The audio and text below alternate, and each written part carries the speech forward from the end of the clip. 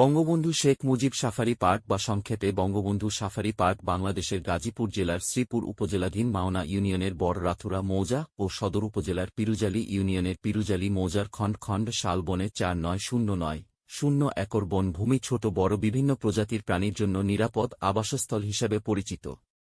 এর মধ্যে 3810 একর এলাকাকে সাফারি পার্কের মাস্টার প্ল্যানের আওতাভুক্ত করা হয়েছে। বঙ্গবন্ধু শেখ মুজিব সাফারি পার্ক শীর্ষক প্রকল্পটি 2010 সালে 6399 কোটি টাকা প্রাক্কলিত ব্যয়ে একনেক কর্তৃক অনুমোদিত হয় এবং পার্ক প্রতিষ্ঠা কার্যক্রম শুরু হয় এবং 2011 সালের 2 ফেব্রুয়ারি জারি বঙ্গবন্ধু শেখ মুজিব সাফারি পার্ক গাজীপুরের আনুষ্ঠানিকভাবে নির্মাণ কার্যক্রম শুরু হয়। প্রকল্পের শুরুতে কোনো মাস্টার প্ল্যান প্রণয়ন করা সম্ভব হয়নি। পরবর্তীতে দেশি বিদেশি বিশেষজ্ঞদের সহায়তায় আন্তর্জাতিক মানের সাফারি পার্কে উন্নীত করার লক্ষ্যে একটি মাস্টার প্ল্যান তৈরি করা হয়।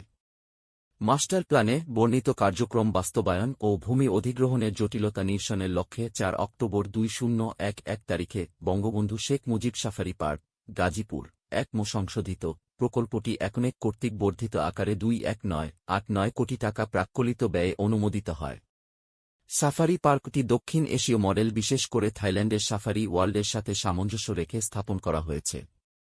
এছাড়াও ইন্দোনেশিয়ার বালি সাফারি পার্কের কতিপয় ধারণা সন্নিবেশিত করা হয়েছে।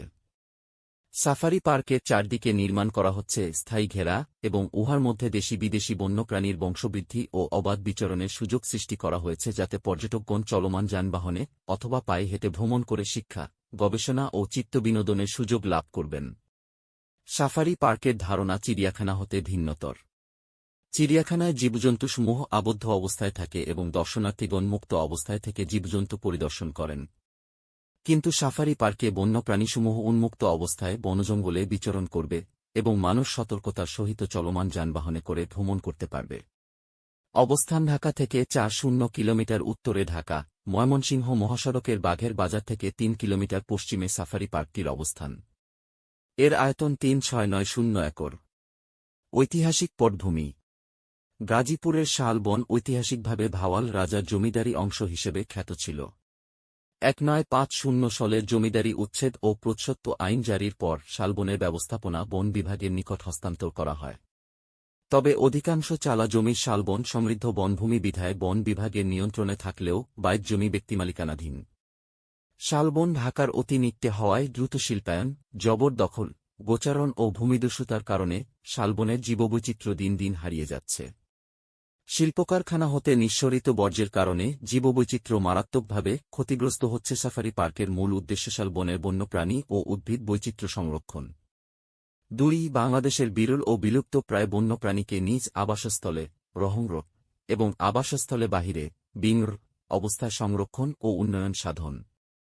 3 ঢাকা মহানগরীর অতি নিকটে ইকোট্যুরিজমের সুযোগ সৃষ্টির মাধ্যমে পর্যটন শিল্পের বিকাশ, দারিদ্র্য বিমোচন ও কর্মসংস্থানের সুযোগ সৃষ্টি করা। 4 চিত্তবিনোদন, শিক্ষা ও বৈজ্ঞানিক গবেষণার সুযোগ সৃষ্টি করা। 5 বন্যপ্রাণীর খাদ্য উপযোগী ফলজ, ফরার ও মিশ্র প্রজাতির বাগান সৃজন। 6 শালবনের বন্যপ্রাণী যেমন বানর, মায়াহরিণ, বেজি, বনরুই, ছোট খাটাস, বন বিড়াল, খরগোশ, শিয়াল, খেকশিয়াল ও অজগর সহ বিপন্ন বন্যপ্রাণীর নিরাপদ আবাসস্থল সৃষ্টি ও সংরক্ষণ করা। 7 বিরল ও বিপন্ন স্তন্যপায়ী প্রাণী যেমন বাঘ, চিতাবাঘ, সম্বর হরিণ, মায়াহরিণ, চিত্রাহরিণ, প্যারাহরিণ এবং অন্যান্য তৃণভোজী বন্যপ্রাণীর প্রাকৃতিক পরিবেশ সংরক্ষণ ও বংশবৃদ্ধির সুযোগ সৃষ্টি করা। 8 গন্ডার, এশিয়া হাতি, পাখি পরিয়ান, জলচর পাখি, বনছাগল, সিংহ, স্রোত ভালুক, এশীয় কালো ভাল্লুক, স্বাদুপানির কুমির, লোনা পানির কুমির, নীলগাই, জলহস্তী ইত্যাদি বিপন্ন ও বিলুপ্ত বন্যপ্রাণীর প্রাকৃতিক পরিবেশ সংরক্ষণকরণ। 9 আহত ও উদ্ধারকৃত বন্যপ্রাণীর চিকিৎসা নিমিত্তে বন্যপ্রাণীর সেবাশ্রম ও হাসপাতাল স্থাপন। 10 সারা দেশে বন্যপ্রাণী সংরক্ষণে ব্যাপক গণসচেতনতা সৃষ্টি। প্রাণ বৈচিত্র্য সাফারি পার্কে আছে জলহস্তী, বাঘ, সিংহ, হাতি, সম্বর হরিণ, মায়াহরিণ, চিত্রাহরিণ, ক্যাঙ্গারু, জেব্রা, বানর, হনুমান, ভাল্লুক, গয়াল, কুমির ও বিচিত্র পাখি। 2021 সেপ্টেম্বরে নীলগাইয়ের 2টি শাবক জন্মায়। 3 নীলগাইটিকে এর আগে জবাইয়ের হাত থেকে বিজিবি উদ্ধার করে এই পার্কে দেয়। Core safari park. Core safari পার্কে সাফারি গাড়ি ব্যতীত কোনো পর্যটক প্রবেশ করতে পারবেন না, তবে তিনি বন্যপ্রাণী বেষ্টনীতে মুক্ত অবস্থায় প্রাকৃতিক পরিবেশে বিচরণরত বন্যপ্রাণী সমূহ গাড়িতে চড়ে অবলোকন করতে পারবেন। কোর সাফারি পার্ক ১৩৩৫ একর এলাকা নিয়ে প্রতিষ্ঠা করা হবে। এর মধ্যে ২০০ একরে বাঘ, ২১০ একরে সিংহ, ৮৫০ একরে কালো ভালুক, ৮০ একরে আফ্রিকান চিতা, ৮১৫০ একর চিত্রা হরিণ, ৮০০ একরে সাম্বাব ও গজাল, ১০৫০ একরে হাতি, ৩৫০ একরে জলহস্তী, ২২০ একরে মায়া ও প্যারা হরিণ, ২৫০ একরে নীলগাই এবং ১২ সিংগা, ১১৪০ একরে মতুই এদুবসব, ঝধনসব এবং ঈষৎপোষ ইয়েপোষ-সহ পাখির দ্বীপ, ৪০৭০ একরে বন্য মহিষ, দধবত ইয়েবধসর, দধবত ইয়েপোষ এবং ওহফরদহ ইরংডহ থাকবে, এবং আফ্রিকান সাফারি পার্কের জন্য বরাদ্দ ২৯০০ একর এলাকাকে সুবিন্যস্ত করা হবে। সাফারি কিংডমে পর্যটকগণ পায়ে হেঁটে ঘুরে বেড়াতে পারবে এবং প্রাণীকুলকে ছোটখাট বেষ্টনীর মধ্যে আবদ্ধ রাখা হবে। সাফারি কিংডমের মূল লক্ষ্য হচ্ছে বিভিন্ন বন্যপ্রাণীর নৈপুণ্য ও খেলাধুলা প্রদর্শনের মাধ্যমে পর্যটকদের চিত্তবিনোদন, বন্যপ্রাণী সংক্রান্ত শিক্ষা ও গবেষণার সুযোগ সৃষ্টি করা। সাফারি কিংডম ৫৭৫০ একর এলাকা নিয়ে প্রতিষ্ঠা করা হবে।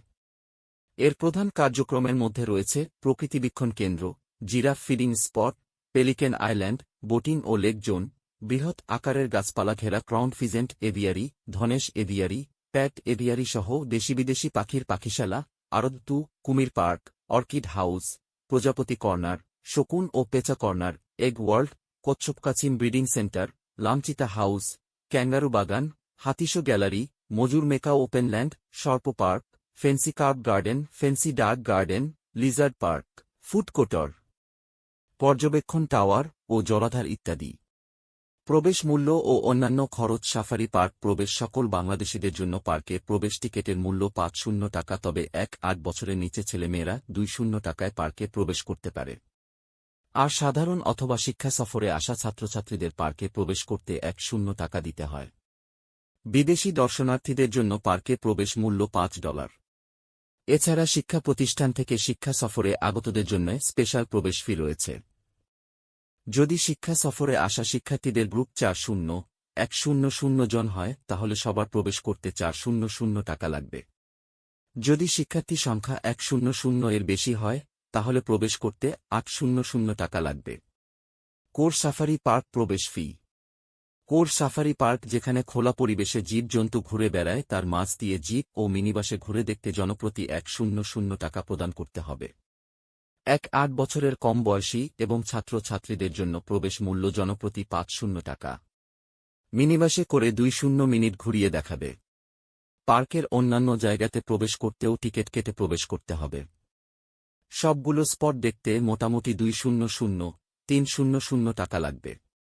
একসাথে কয়েকটি স্পট দেখার প্যাকেজও পাওয়া যায়। এছাড়া প্যাডেল বোটে ৩০ মিনিট ভ্রমণ করতে জনপ্রতি ২০০ টাকা খরচ হবে। পার্কিং ভাড়া। প্রতিটি বাস, কোচ বা ট্রাকের পার্কিং ভাড়া ২০০ টাকা। মাইক্রোবাস বা মিনি বাসের পার্কিং ভাড়া ১০০ টাকা। জিপ, প্রাইভেট কার, অটোরিকশা বা সিএনজির পার্কিং ভাড়া ৬০০ টাকা। সময়ভেদে সকল ভাড়া পরিবর্তিত হতে পারে। পরিদর্শনের সময়। বঙ্গবন্ধু শেখ মুজিব সাফারি পার্ক মঙ্গলবার ছাড়া সপ্তাহের ৬ দিন সকাল ৯টা থেকে বিকাল ৫টা পর্যন্ত খোলা থাকে। সপ্তাহের প্রতি মঙ্গলবার বঙ্গবন্ধু সাফারি পার্ক বন্ধ থাকে। পুরোটা ঘুরে দেখতে চাইলে সারাদিন চলে যাবে। তাই সবচেয়ে ভালো হয় যদি সকাল সকাল চলে যান। তাহলে আরামে সারাদিন ঘুরে ঘুরে সব অংশ দেখতে পারবেন।